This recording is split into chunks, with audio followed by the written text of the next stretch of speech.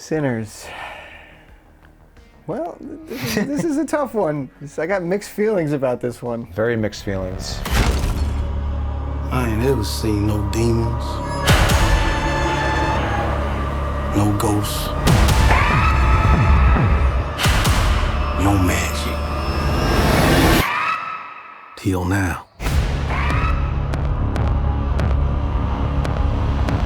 We went in thinking we were getting one experience, and we came away with an entirely different experience. Mm-hmm. Two different types of movies mashed together, and I don't know how successful the mashing was. We're going to compare this one a lot to From Dusk Till Dawn. Just inevitable. That is the sound of inevitability. You know, to be fair, a lot of people have the criticism of From Dusk Till Dawn. They say that it feels like it's basically two movies into one. Just smashed together, And yeah. they like that first half better, like the getaway caper Sure, I guess it aspect depends of it. what you're into. If you like the getaway caper style film, then you're Yeah. gonna like the first half better, and then the second half is just Yeah. out of control So- vampire chaos. For me, I always liked the fact that they smushed two movies together. Like Yeah, I it's a fun movie. I kind of got it back then. Yeah. But the way I feel about this movie is like how other people, like the people that don't like From Dusk Till Dawn, Yeah. like it's how they feel about that film. I think that what they were trying to do is tell a vampire story, but like have this like really cool backdrop, that like black blues,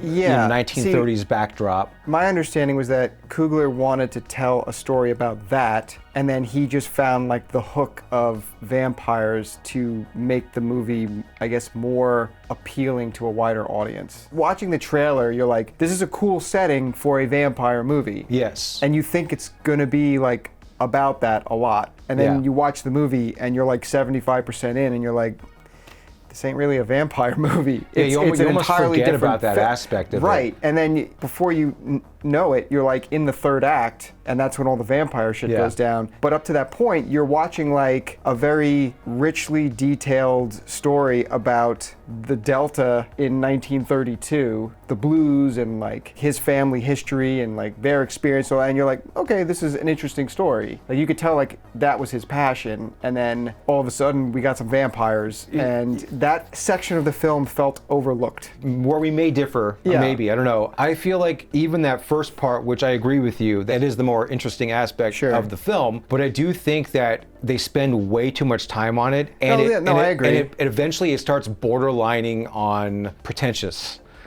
Like as it goes, and it's like, okay, they're sort of like in the weeds with some of the details of the plot, and it's Yeah. like, you don't need that. You could have cut that first 70% down by a half an hour. Yeah. You know, maybe even 45 minutes just to get us to the vampire stuff a little bit faster. Or just introduce the vampire stuff sooner, sprinkle it in in between those moments, because there's a lot of good stuff in that first 3/4 of the film, but like you said, there are areas where it does drag a little, and they could have like streamlined it a little. And the way the film opens, it's one of those openings where it shows like the end of the movie, like it's starting with the kind of where the movie's going. I hate that. Which always pisses me off, because you see you know that character is gonna live, and like there could be a scene afterwards where the guy dies. It's sort of like an unreliable narrator at that point, because you're not sure exactly the context of it. Sure. But still, that's just annoying, because at this point, you know that person most likely is going to be alive when the end of the film happens. And probably the only one alive. Right,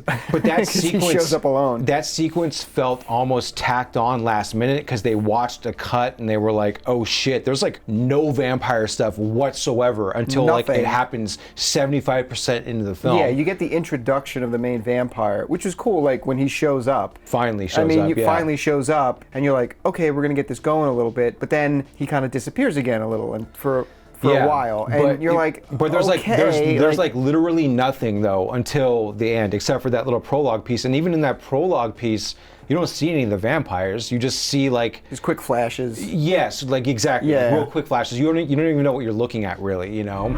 We've been gone a long time. We back now.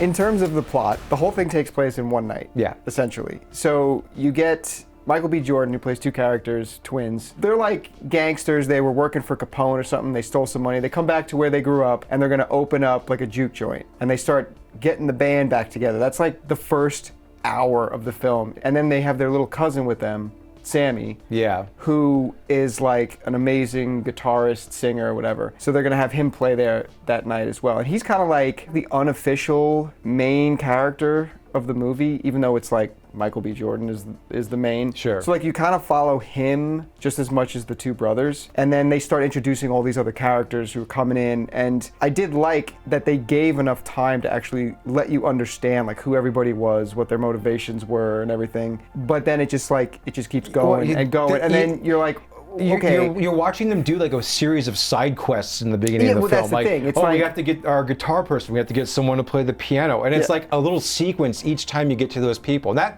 that might sound interesting, but when I thought it was fine. I was okay with it. I thought it was fine too, but then it gets to the point where you're like, okay, we're spending way too much time on this shit. Like it's. And that's what I mean. It starts getting pretentious because it's interesting, but it's not that interesting. Like, you know what I mean? Like, it's not so important that we need to focus on this shit because at the end of the day, it's going to be a fucking vampire horror movie. So let's get to that.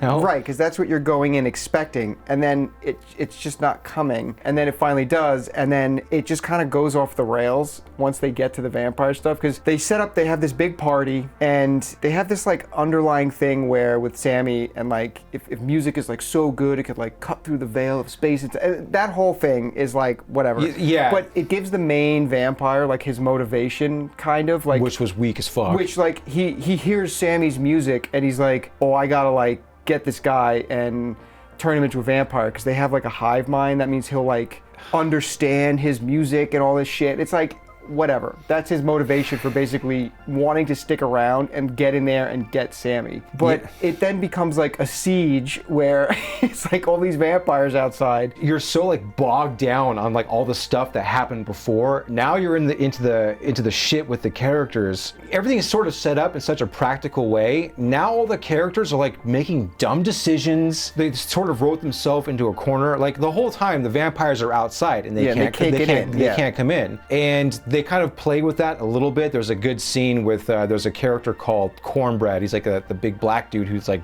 their friend. He's like the bouncer. He's basically. like the bouncer essentially, yeah. And he's outside and like he gets turned and then he tries to come back in. They don't know he's a vampire, and he's like, well, why don't you invite me back in? And they're like, well, why do we have to invite you back in? And so it's kind of cool. Like us, the audience, we all know that was a good moment, yeah. We know the rules to the vampire lore, yeah. But the characters don't necessarily know that. Yeah, you see them in real time learning it. Yeah, right. And that part was cool. Like, but there was this conundrum that the writing team had where, how do we get the vampires inside? Because that eventually has to happen because we have to actually have stuff happen in this movie. There's like this Asian woman that's with them because she knows them. She works in town and she's there working for them. Her husband gets bit outside. Yeah. And she's like, we're gonna let these vampires like take us like this and we're gonna like let them do this to us? Like, what are we doing? Like, it was like this, like, because she was worried about her daughter back in town. Yeah, but it's like if the vampires threatened, like, oh, we're gonna go get your daughter, and like they left, that's like good motivation to get them out of the barn. Yeah, you know what I mean? But no, instead they just stay there. They start setting her up like she's like talking, and she's got this whole rant. She's getting frantic. She's getting frantic, and I'm like, oh my god, is this what they're gonna do? They're gonna like make her be the reason why they get in. She's gonna be the one that like invites them in. Yeah, and that's what happens. She just says, come on in, motherfuckers, essentially. Yeah. And then the vampires, they just come in after that. But it was like so fucking weak. Like you spent like all this time setting up story and characterization before. And then as soon as you get ridden into a corner, you just like sloppily get your way out of it. You just abandon like any kind of creativity. She just tells them to come in, and then they all rush inside. And when they rush inside, it sucked. Great coming out of the gate, but not much for stamina. Dude, you have like 50 vampires rush inside, and you got like 6 people, and they somehow hold them off. And like there's 6 of them, and there's like 50 vampires outside. They've got demonic powers basically. They're stronger than regular human beings. Yeah. But somehow this 6 people, which is composed of like a few women, an old dude, and like this like young dude with a guitar, like that's it. And they somehow like fend off like all these attacking vampires. Like, yeah, they lose a couple people, but then the vampires like they retreat. It's like, see, see, that's what I'm talking about. That's where the whole thing just goes off the rails, because you spent all this time like very delicately crafting a story with all these interwoven characters and like all their motivations and all your themes and all that shit, and then you just put this sloppy bit together at the end, and it's just like, it was so underwhelming. Yeah, it makes the whole experience jarring when you're watching it. It's kind of frustrating. The vampires, they're cool looking, you know, I like the... I mean, their glowing eyes were cool. Yeah, it was creepy. And that was like a cool little touch, but like, there's nothing special about them outside of like every other vampire you've seen. Like, that's true. Like, they didn't really do anything special. It just, like, again, like, they just felt like they were thrown in there. At least they didn't put fucking mustaches on them, you know? But... Right. There were no ridiculous mustaches on, no walrus mustaches on them. But like, with the exception of like, I guess like the hive mind thing. But yeah, again, that was like, who cares? Like, so in these sorts of movies, you always have that lazy way out where it's like, oh, it's like a hive mind. You just got to kill the head vampire and it kills the rest of them. And that's sort but of they like... didn't even do that with this. It seemed like they were setting it up that way. That fucking annoyed the shit out of me, because that, of course, is like an easy way out.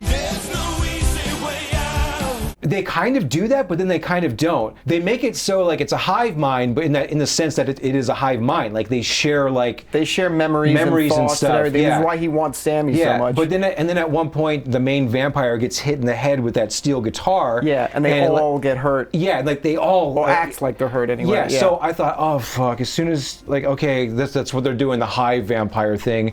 But then, spoiler alert, when he dies, they all don't die from how he dies.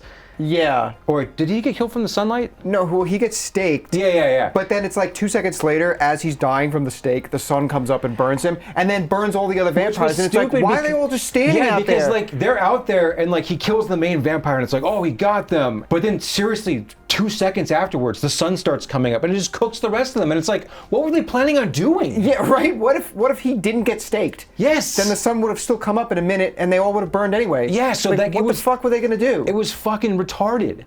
Not a great plan. They spend so much time setting things up in this movie in like a very realistic, logical way. Yeah. And then they just do shit like that in the last 20 minutes. They were being very deliberate, practical, and delicate with how they were setting up that first part. Yeah. And then the vampire shit, it just sloppy all over the fucking place. And you think like, okay, they did it. They saved the day. But you know, the movie just keeps going. So then, well, so in addition to the vampires, and like when the vampires all get killed at the very end, we're gifted with a Black Power fantasy. You know, like a Black Power revenge fantasy. We have our surviving twin just mow down a bunch of KKK guys, which completely tacked on to the end of the film for no real reason other than to just do it. We kind of talked about this in the parking lot after we saw the film, but nowadays, because of how, like, you know, movies are just like fucking mouthpieces for the Democratic Party, you know? Making the vampires like if you were to live in an alternate universe where this film was created and all the vampires were like KKK members or something. Yeah, cool. That would have been like annoying, because it's like, okay, like the bad guys are all white, like that's fucking stupid, even though that's kind of what they already did. Yeah. The vampires were like white in the beginning, you know? But in this particular case, the worst type of white. In this particular case, though, it actually probably would have been beneficial if the vampires were KKK members. Well, okay, I think that would have worked for the film. Okay, so they set this up where these KKK guys are the ones that sell them the place that they turn into the music venue. And you think like, okay, they're going away now, but their plan was they were going to come back in the morning and kill all of them. But they come back in the morning. Why would anybody still be there in the morning? Yeah. The party was at night, and then everybody goes home. Yeah, it's stupid. They show up in the morning. What would have made more sense was they show up during the party in the middle of the night, and instead of encountering a party, they encounter a bunch of vampires outside, and then all the KKK members get turned into vampires. Oh, that would have been cool too, yeah. And then now there's just a whole like platoon of KKK vampires outside. My thought also was that like the guy that sold them the venue, that guy could have been like a familiar for the vampires. Like he could have been a human, like, you know what I mean? And so then like at night he tells them about them, and then or like anything to tie it in, like the whole KKK angle. Like the vampire angle just feels tacked on. It's tacked on in a way that it's like, yeah, obviously this is like the Jim Crow South, like you're gonna get like the racism of the time, but that aspect of the film was not woven into the film in any kind of interesting way. It's just tacked on, and it makes the film just 20 minutes longer. Yeah, I mean, and I was really looking forward to this movie. So was I. I was getting tired of seeing the trailer over and over and over every time we go to the fucking movies. Yeah. But it's still like stylistically, the backdrop, like all of that was like a really cool, interesting angle in terms of like telling a new vampire story. Right. I thought that was cool. Like just a good idea. Ryan Coogler, I think he is overrated, but he's talented, but I think he gets a little more credit than he deserves. See, like I'll give like Black Panther, fuck that movie. No, fuck Creed's. I'd rather watch Creed. I was just gonna say, like Creed to me is his best movie, and it's not just because like it turned out to be a good film, but like legacy sequels, I loathe that shit. But he like actually took that legacy sequel concept. Yeah, he advanced it in a good way. Yes, like, and I think that's the only movie that I could think of that successfully like was able to keep that franchise going. Yeah, for subsequent films as well. Yeah, and he I give the credit to him. Like he did a great job with that movie. And like a lot of the films he's worked on have been already existing IPs and stuff. Like this was like an original film he wrote, directed. And like I can get behind the aspect of like, yeah, he's making like an original story. Like this is a completely original film. Like despite you got some like Dusk Till Dawn influences and stuff, but like still I'd rather go see like an original film like this. Yeah. Something that looks interesting than like, another fucking sequel or God forbid, a prequel. I remember thinking when the movie started, I was like, man, this movie shot so well. Like, it looks good. It's IMAX, it's like, cut really well. Like, I liked everything about it. The color palette, the lens choices, like all that stuff. It looked great. And then I just felt like, and I don't know if you agree with me on this or not, I don't know, but I felt like as the movie went on, and once the vampire stuff came in, like that style just wasn't there anymore. Like it felt progressively like it was just getting like lazier and lazier as it went on. And like I can't like when I think about this movie visually, I think about the first part of the movie. Right. And I was saying that too. Like every time I think about a scene or I go back to something, it's always the first half. Yes. Like no shots stick out from that from the back end of the film. Like nothing special from a aesthetic or a technical level like stands out to me if I think about it. He's a good filmmaker, but I do think that this was just a massive miss. There's a lot of elements I liked a lot. Like you were saying, the aesthetic of it. I think the soundtrack is great. I'm gonna spend my money on something sweet and strong. The whole musical aspect of it, like it's not a musical, but it has a lot of music in it and characters like realistically playing music. Yeah, I thought that was all fantastic. Oh, it was great. That whole side of it was that flavor was great. Yeah, it really puts you into the time period. Like it did a lot of stuff well. Like they spent a lot of time crafting these like scenes where there's just like people everywhere. It's like felt very like a lived-in world. Yeah, and then they get to that fucking vampire stuff. But it's like not even just the vampire stuff. Like the scene that kind of like made me get lost is once they start playing at the club, like there's this voiceover talking about how music is sort of like the gateway. Repeats what it said in the beginning in case we forgot. It can conjure spirits from the past and the future. It's like basically the same dialogue, like just resaid. And like it's like, oh, music is like the gateway into the soul, and like it brings together people. Like only some people have this, and it brings everyone together, like past, present, or future. Yeah. And so there's this like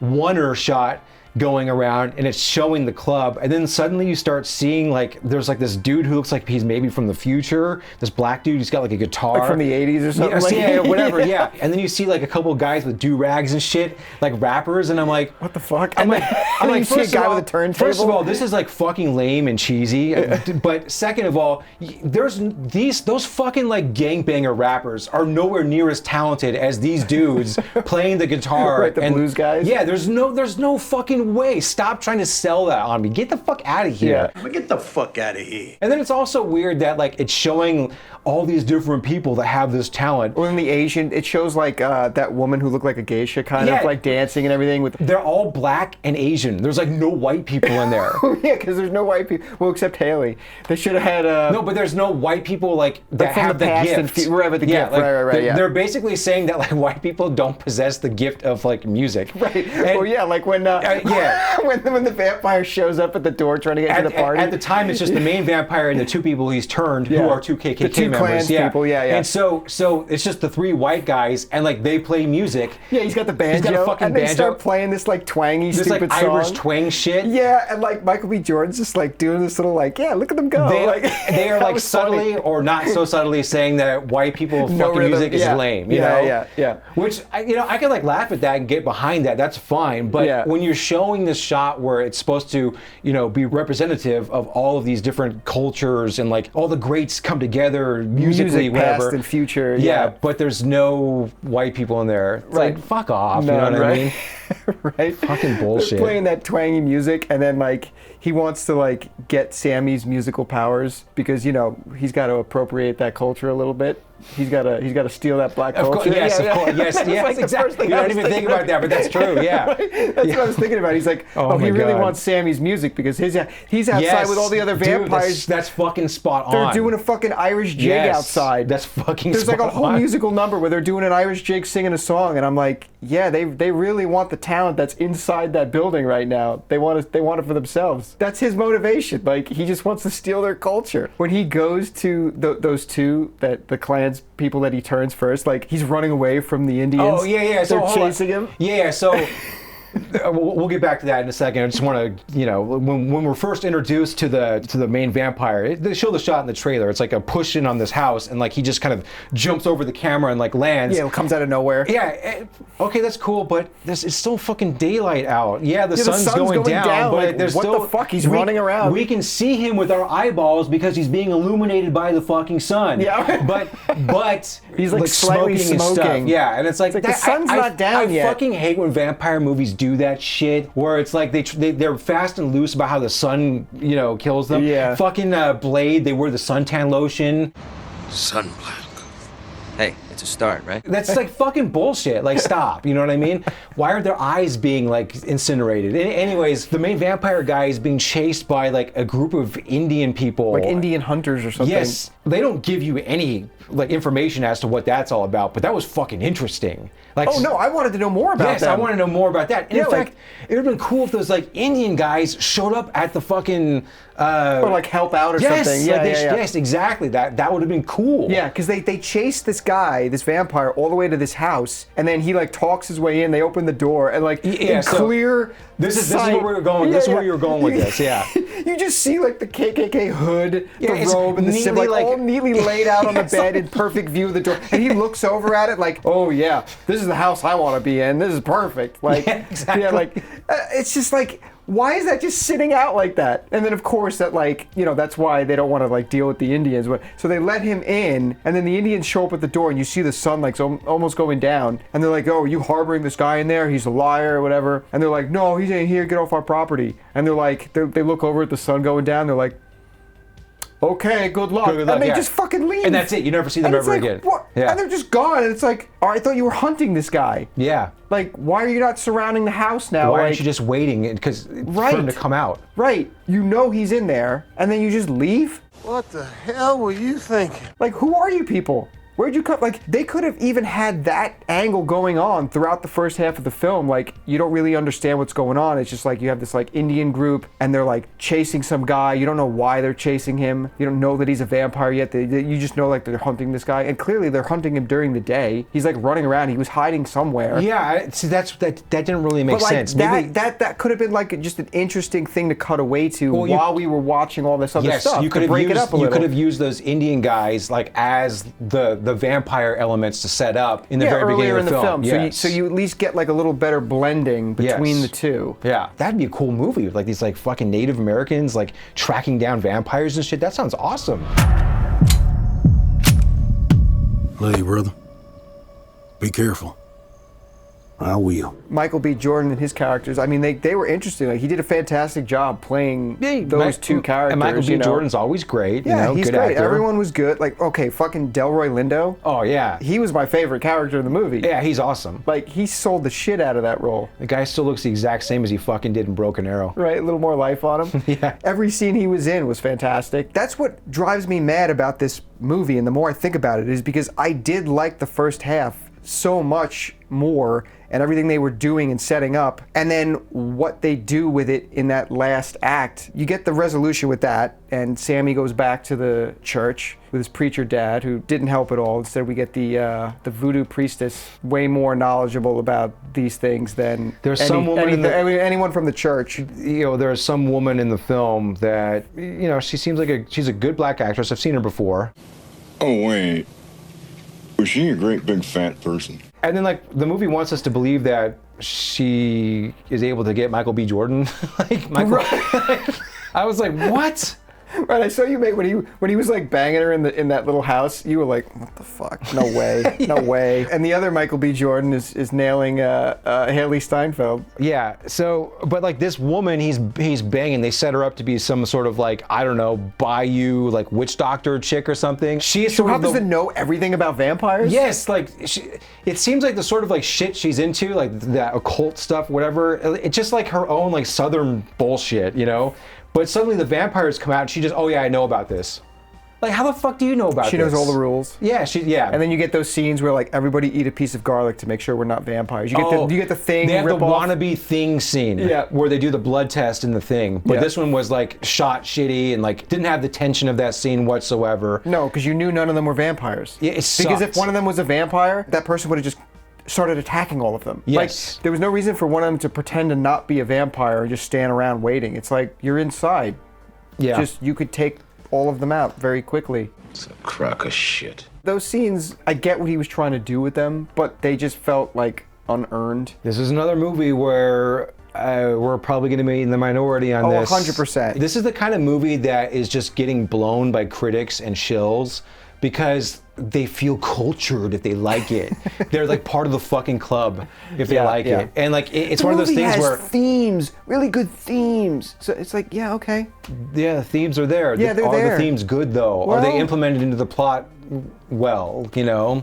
I don't think so. I wanted to blow this movie. The same. Like we were both hoping that we can say, yeah, fuck Nosferatu. This was way better. I was very excited for this Yes, film. I was looking forward to you know, it. I kind of do want to see it again, just so I can absorb the first half again. Yeah. It's the second half that I'm kind of like already in my mind checked out about. And then, you know, we get our mid-credit scene where we fast forward to the future, and we get a house party. Michael B. Jordan shows up with a little buddy guy cameo. to And 1992 Chicago, where our survivor guitar, their cousin. yeah, he chose the blues Yes. over what his father, the pastor, was offering, and Right. we get closure with his character because you don't really get it in the regular part of the film. Yeah. I didn't mind that scene. I thought it was okay. It was just a little button to the film. That scene pissed me off. And it pissed me off because Michael B. Jordan, like there's sort of a twist in the movie where before all the vampires yeah, get yeah, killed, for this particular Michael reason, B. Jordan yeah. is about to kill his brother who's turned into a vampire. Yeah. And then like, you know. Somehow overpowers his stronger vampire brother now. Yeah, exactly. In the film, they cut away from it before it shows you what happened, but now if we flash back to see what happened, in that moment, he basically just has his brother promise that he's not going to kill the cousin, and he says, okay, and then he just lets his vampire brother go,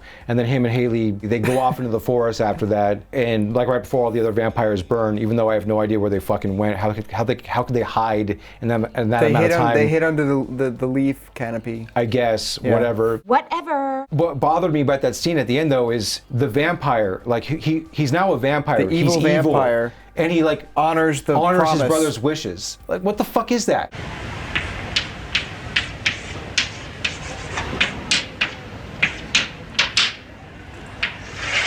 Dude, you're like an evil, blood-sucking demon at this point. You're not gonna like, oh, I love my brother, so I'm going to fulfill his wish. I get what they're trying to do. That's what I'm saying. but, like, You're making a movie about vampires, okay? They're gonna do vampire things, all right?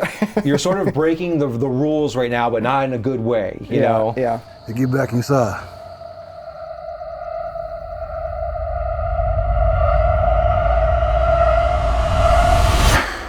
I'm really torn on this one because there was so much that I liked, and then oddly enough, none of it was the vampire stuff, except a few like scenes, like the cornbread him trying to come back inside, like those little moments I liked way more than any of the other like bigger, grander vampire shit.